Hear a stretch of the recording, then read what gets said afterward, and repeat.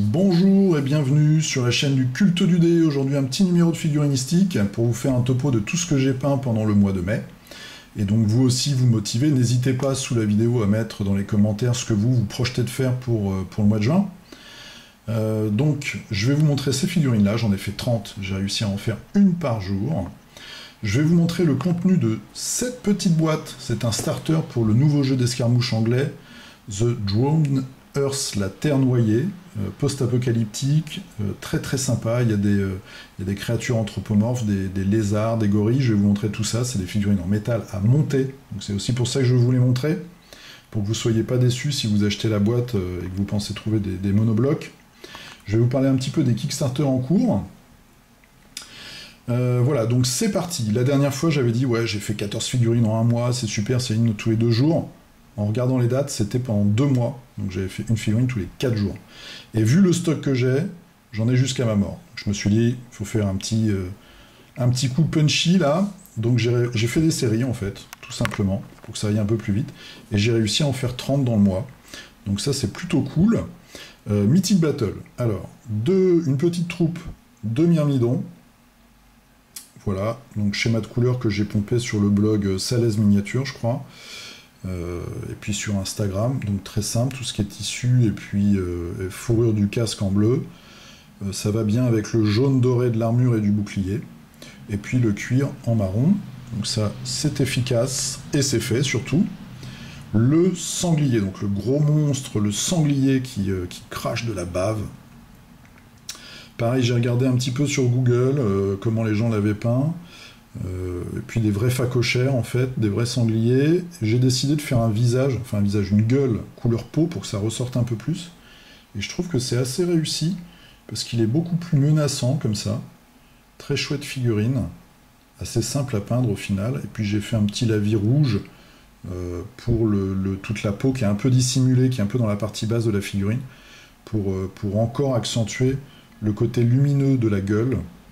Voilà, avec le vert, ça va bien en plus, le vert qui dégouine de sa bouche, un gros groin et ses défenses. Je suis assez content de moi sur cette figue-là. Ensuite, je suis passé à Conan. Ça faisait pas mal de temps que j'avais pas peint de Conan. Enfin, j'avais fait des momies il n'y a pas très longtemps, mais voilà. Donc j'ai fait l'homme singe, j'ai respecté le schéma de couleur de l'illustration, une pose très classique, une figurine en elle-même très très classique. Mais bon, ça fera un ennemi de plus pour les aventuriers. Ensuite, les hyènes. Donc, même punition, tout ce qui est animaux, en fait, moi j'essaye, serpents, etc., de regarder un peu sur Internet des photos pour savoir comment ça se goupille dans la nature. Et j'ai choisi comme ça un schéma de couleur très simple. Donc, un petit mouchetage quand même sur l'abdomen, enfin l'abdomen. Je suis pas très bon en anatomie, hein, tout ce qui est corps, on va dire. Et puis une crinière plus foncée, avec aussi un petit motif sur la tête, un petit V qui va jusqu'à la truffe.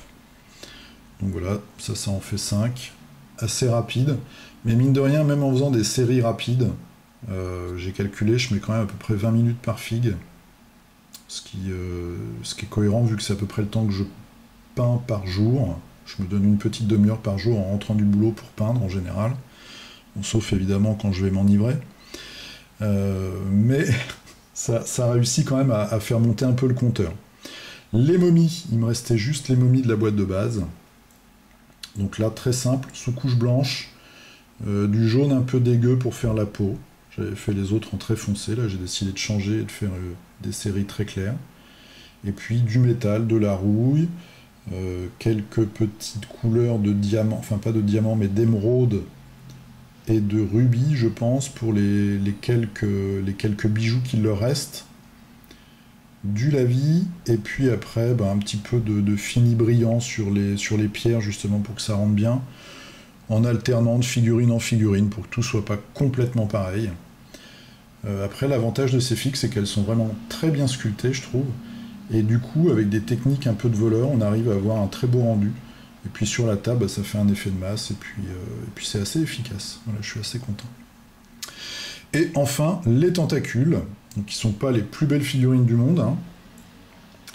Mais bon, il faut les faire, ça en fait 10 d'un coup, c'est vite fait, j'ai dû faire ça en 4 jours, je crois. Donc voilà, j'ai fait une couleur chair. Je me posais un peu de questions, puis après, bon, je me suis dit, allez, go. Une peau comme ça, plus dure à l'extérieur, un peu en violet, et un fini brillant avec un petit vernis hardcoat aussi pour donner quand même un petit côté humide, même si c'est étrangement des tentacules qui sortent de terre. Je voulais pas faire un socle humide pour garder une cohérence avec toutes mes autres figurines de ce jeu-là. Donc je suis resté comme ça, c'est pas réaliste du tout, mais ça le fait. Hein. Ça permet de jouer avec d'une façon assez agréable. Donc voilà, j'espère avoir la même performance pour le mois de juin. Maintenant, je vais vous montrer cette boîte. C'est un starter donc pour le jeu La Terre Noyée. Ça a été un Kickstarter auquel moi j'ai pas participé. Ça y est, il est livré. Maintenant, vous pouvez trouver les figurines dans le commerce sous forme de boîte comme ça pour les starters. Il y en a 4 différents. Ils en préparent un 5e, je crois. Vous pouvez trouver sur leur site, donc c'est tout simple, hein, il suffit d'aller sur The Drone Earth, je vous mettrai un lien dans la description de la vidéo. Vous avez la traduction des règles en français qui a été fait par des fans, je pense, qui est en téléchargement gratuit, donc ça c'est plutôt un bon point. C'est un jeu très classique au niveau des règles, visiblement, de ce que j'ai lu.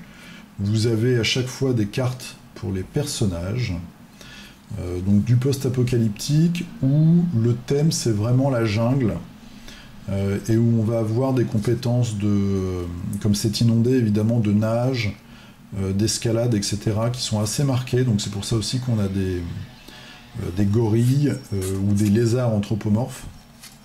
Il y a aussi des espèces de nains, il y a des humains et puis des créatures un peu plus bizarres.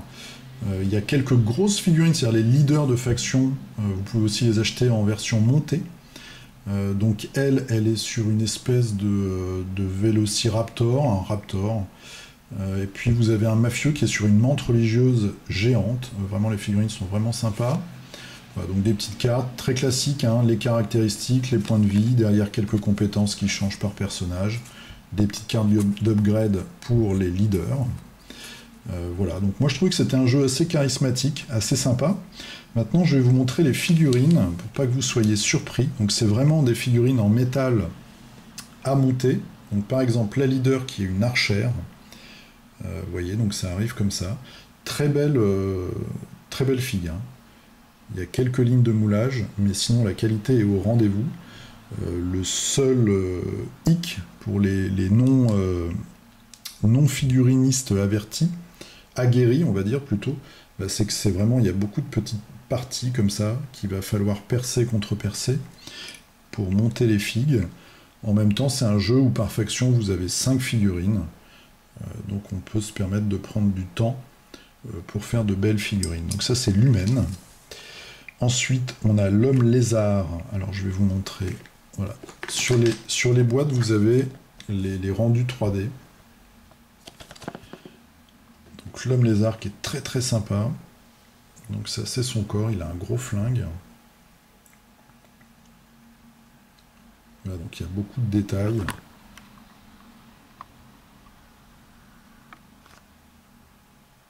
Voilà, je vais vous montrer ça.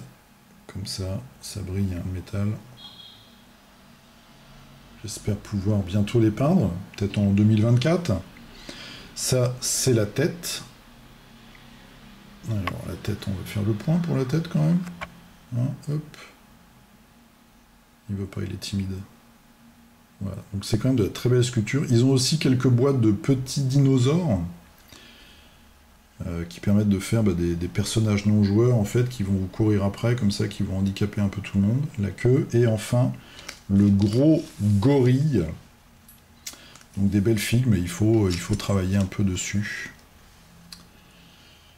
Voilà. En même temps que je vous montre ça, je vais vous parler vite fait des Kickstarter. Donc moi j'ai kickstarté Hellboy qui s'est terminé là il y a une semaine ou deux. Batman, ça c'était avant. Là j'ai pris chez Mythic Battle la boîte d'extension qui me manquait, qui me faisait envie. C'était Héphaïstos. Donc ça c'est plutôt cool. Ils ont sorti donc un gros titan pour le prochain Ragnarok. Et puis le dieu du vin et de la rage, Dionysos, qui est assez particulier, assez obèse, avec monté sur des petits satyres. Ensuite, très bientôt, vous avez le Kickstarter ArenaBot.